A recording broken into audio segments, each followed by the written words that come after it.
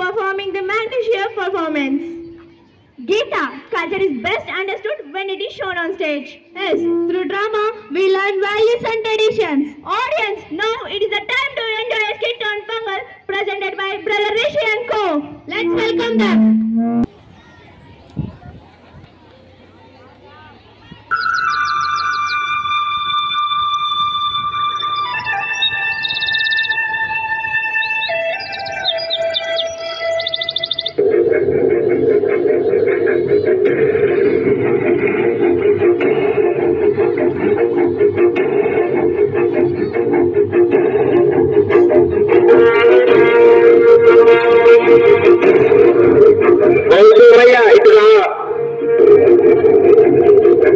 ఏమైంది దొరా?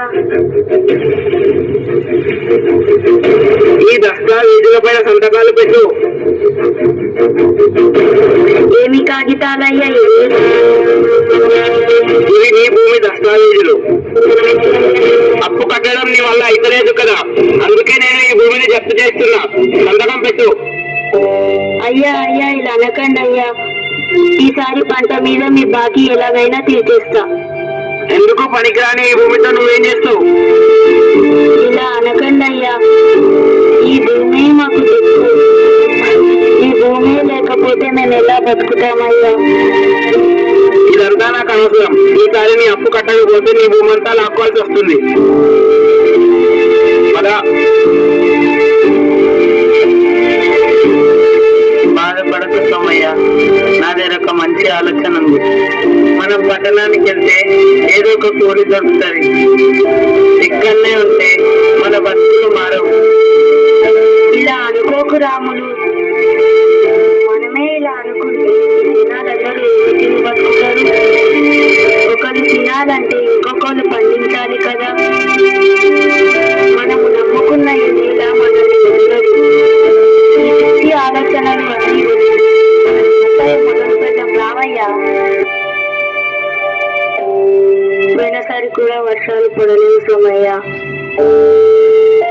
ఈసారి కూడా వర్షాలు పడకపోతే నీ అప్పులా తీరుస్తావయ్యా.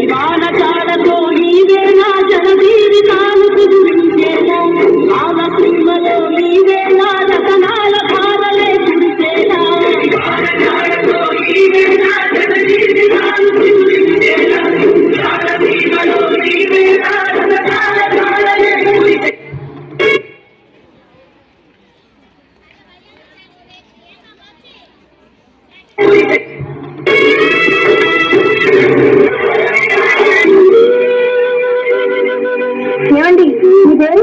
పేరు శివయ్య, ఊరు వెంకటపురం అండి. ఏం పంట వేసుకొచ్చావు? పత్తి రైతునండి. అమ్మా, మీ పేరు? ముక్కమ్మ అండి, టమాటా రైతుని. నా పేరు చంద్రం, వీడి పేరు రాముడు. నేను వరి రైతుని, వాడు ఉల్లి రైతు. అబ్బా, పంట చూస్తుంటే కష్టం పోయి ఆనందంతో కడుపు నిండిపోతుంది. టేబుల్ కూడా నిండాలిగా. సంతరించావా? లోపల పెట్టించు. ఏంటి, మాకు బాకీ కట్నం అన్నారా? ఒక్క మక్కవాడు లోపలికి దిగలేదని చెప్పు. అవునా, ఎందుకే ఆ మిరపకాయ బొక్కలు ఎక్కించావా? నీకు ఎన్నిసార్లు ఎక్కడా? అన్ని నేను ఒక్కనే చూసుకోలేను. ఒక్క పని కూడా చేయలేవా? సరిగా ఉంది, పెద్ద బాగాలేదు కానీ మన వరకు ఇచ్చి వస్తున్నా. అయ్యా ఈ తీర్చేమయ్యా బంగారంలో ఉంటాను. చూడు బాబాయ్, మన బంగారం బాగుందని మన అనుకుంటే సరిపోదు. చెప్పాల్సింది కంసాలి. ఇక్కడ కంసాలి నేను, బంగారం లేదు. కాబట్టి చెప్పాల్సింది నేను. టమాటాలు అన్ని మక్కలే, కిలో 2 రూపాయలు. పచ్చి చెత్త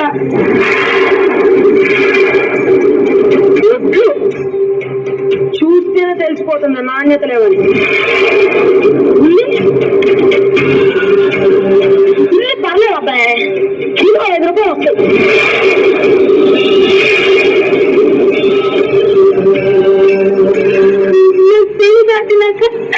కిలో 60 రూపాయలు కమ్మే టమాటా 2 రూపాయలక. మాంసం దాటాక 100 కిలో ఉల్లి 5 రూపాయల.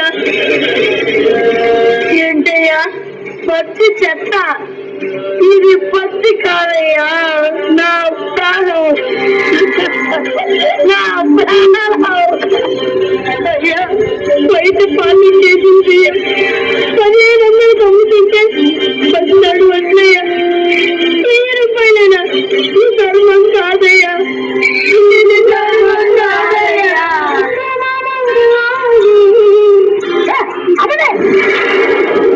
అయినా బాగా తీసుకొని నేనేం చేయాలి? వినియోగదారుల దగ్గరికి వెళ్ళాలని బాగున్నాడుగా. అయినా పోయిన ఏడాదికి ఈ ఏడాదికి రేట్లు అందుకించా. అది కనపడట్లేదా? తాను ఆకాశానికి ఎగిరిపోవాలి చూడకండి.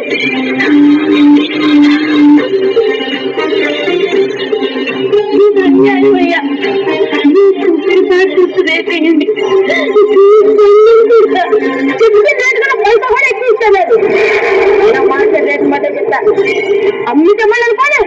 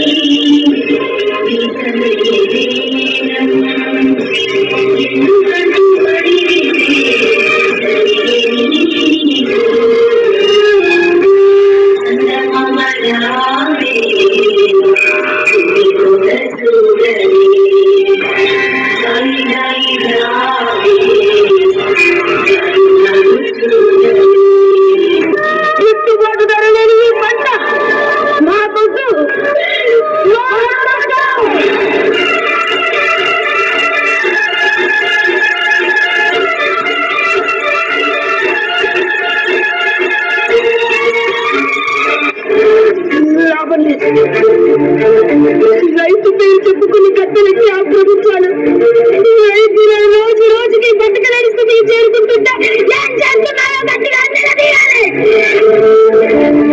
రైతు కోసం ఢిల్లీకి వినిపించాలి. ఒక్కటే మార్గం, అదొక్కటే మార్గం. రైతుకు న్యాయం చేయాలి, రైతుకు న్యాయం చేయాలి, గిట్టుబాటు ధర పెంచాలి, గిట్టుబాటు ధర పెంచాలి, రైతుకు న్యాయం చేయాలి, రైతుకు న్యాయం చేయాలి. ఎంత పోరాడినా ఫలితం శూన్యం. వాళ్ళు మన సాగునే కోరుకుంటున్నారంటే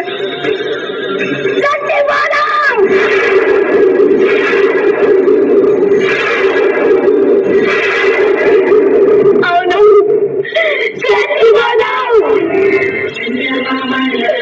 ఎప్పుడైనా ప్రభుత్వాలు కళ్ళ తెరిస్తే మనలాంటి కొందరు రైతులైనా బ్రతుకుతారేమో. రైతు బలిదానం.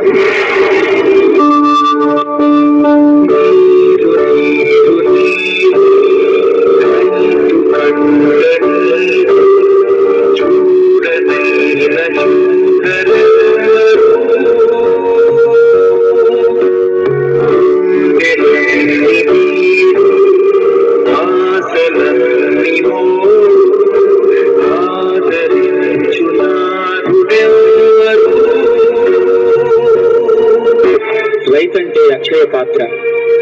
అంటే అమ్మ చేతి అన్నం ముద్ద. తినే ప్రతి మెతుకు మీద తినేవాడి పేరు రాసుంటుందంటారు. కానీ తినే ప్రతి మెతుకు వెనక రైతు కష్టం ఉంటుందన్న విషయాన్ని మర్చిపోతున్నాం. దేశానికి వెన్నెముక రైతు. మరి మన రైతుకి వెన్నెముక ఆలోచించండి.